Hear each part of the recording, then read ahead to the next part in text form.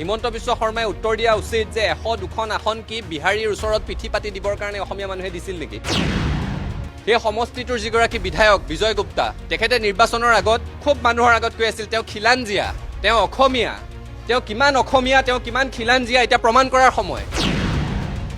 এই ধৰণেৰে অসমীয়া মানুহক বিহাৰীয়ে অসমৰ ৰাজধানী চহৰৰ মাজমজিয়াত গুৰুলকৈ প্ৰহাৰ কৰিব আৰু চৰকাৰে যদি ভাবি থাকে যে অসমীয়া মানুহৰ ধৈৰ্যৰ বান্ধ কোনোদিন নিছিঙিব, এইটো ভুল কথা।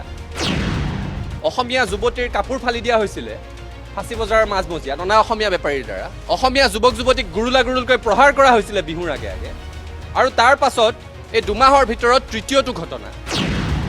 অসমীয়া মানুহে যদি বিহাৰীক গুৰুলকৈ প্ৰহাৰ কৰিলেহেঁতেন তেতিয়া আইন আদালতৰ দোহাই দি মুখ্যমন্ত্ৰীগৰাকী জঁপিয়াই পৰিলহেঁতেন তেওঁলোকক ডিফেণ্ড দিবৰ কাৰণে, প্ৰতিৰক্ষাৰ ব্যৱস্থা কৰিবৰ কাৰণে। তেতিয়া খুব ঘোষণা কৰিলেহেঁতেন, আইন হাতত ল'লে ঠেং ভাঙি দিম, পিঠি ফালি দিম, খুব ক'লেহেঁতেন তেতিয়া এইবোৰ কথা। কিন্তু অসমীয়া এটাক যেতিয়া বিহাৰীয়ে গুৰুলকৈ প্ৰহাৰ কৰিছে তেতিয়া এই কথাবোৰ ক'বলৈ তেওঁ নাই। অসমৰ ৰাজধানী চহৰখনৰ মাজমজিয়াত অনা অসমীয়া মানুহে অসমীয়া মানুহৰ ওপৰত নিৰ্যাতন চলাব, প্ৰহাৰ কৰিব, অসমীয়া বিৰোধী শ্লোগান দিব, সেই কথাটো কোনো কাৰণত গ্ৰহণযোগ্য নহয়। আৰু অসমীয়া মানুহ হাত সাৱটি বহি থাকিব বুলি যদি চৰকাৰখনে ভাবিছে সেই কথাটো অশুদ্ধ, সেই কথাটো একে সময়তে চৰকাৰক সকীয়াই দিব বিচাৰিছোঁ। আজিৰ কথাটোত জাতীয় দল সংগঠনসমূহে ইয়াৰ প্ৰতিক্ৰিয়া প্ৰকাশ কৰিছে, প্ৰতিবাদ হৈছে। সদৌ গুৱাহাটী ছাত্ৰ সন্থাই কামৰূপৰ আয়ুক্ত পুলিচ কমিশ্যনাৰক স্মাৰক পত্ৰ দিছে, আৰ্যনগৰত প্ৰতিবাদ হৈছে। কিন্তু জাতীয় দল সংগঠনসমূহতকৈ বেছি এই প্ৰশ্নকেইটাৰ উত্তৰ দিব লাগে চৰকাৰখনে। অসমৰ মানুহে এমাহ পাৰ হোৱা নাই 100-2খন আসন দি NDAক শাসনলৈ আনিছে।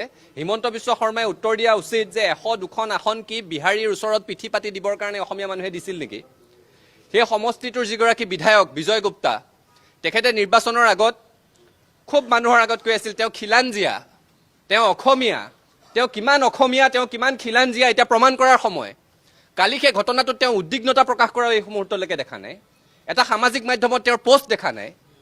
এই ধৰণেৰে অসমীয়া মানুহক বিহাৰীয়ে অসমৰ ৰাজধানী চহৰৰ মাজমজিয়াত গুৰুলকৈ প্ৰহাৰ কৰিব আৰু চৰকাৰে যদি ভাবি থাকে যে অসমীয়া মানুহৰ ধৈৰ্যৰ বান্ধ কোনোদিন নিছিঙিব, এইটো ভুল কথা।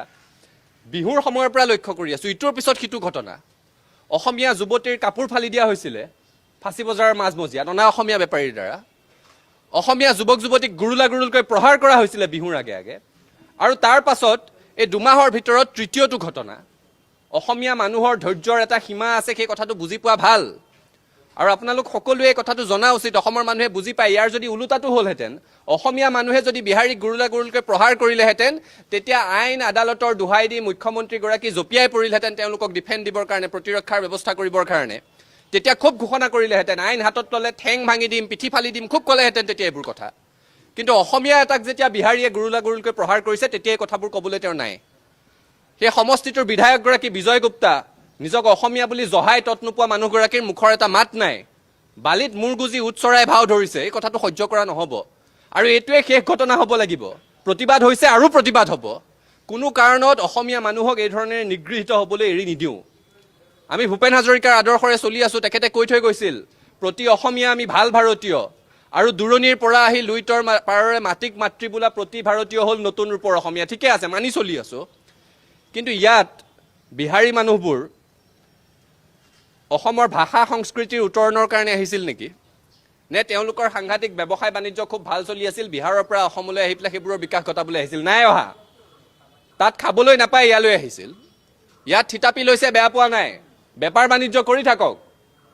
বিহাৰৰ দৰে ৰাজ্য, যিখন ৰাজ্য প্ৰসূতিৰ মৃত্যুৰ ক্ষেত্ৰত 1 নম্বৰত থাকে, দৰিদ্ৰতাৰ ক্ষেত্ৰত 1 নম্বৰত থাকে, শ্ৰমিকৰ পলায়নৰ ক্ষেত্ৰত 1 নম্বৰত থাকে, অৰ্থনৈতিক অনগ্ৰসৰতাৰ ক্ষেত্ৰত 1 নম্বৰত থাকে, তেনেকুৱা এখন শোচনীয় পুতৌজনক ৰাজ্যৰ পৰা আহি অসমত থিতাপি লৈছেহি। অসমত বেহা বেপাৰ কৰিছে, দুবেলা দুমুঠি খাবৰ কাৰণে কামৰ সন্ধান কৰিছে, কৰি থাকক। কিন্তু ইয়াত আহি অসমীয়া মানুহৰ মূৰত উঠি তাণ্ডৱ নাচিবলৈ বিচাৰিব, সহ্য কৰা নহ'ব, এই কথাটো কৈ দিছোঁ। আৰু চৰকাৰকো পুনৰ সকীয়াই দিছোঁ, অসমীয়া মানুহৰ ধৈৰ্যৰ বান্ধ ছিঙি যোৱালৈকে অপেক্ষা কৰিব নালাগে।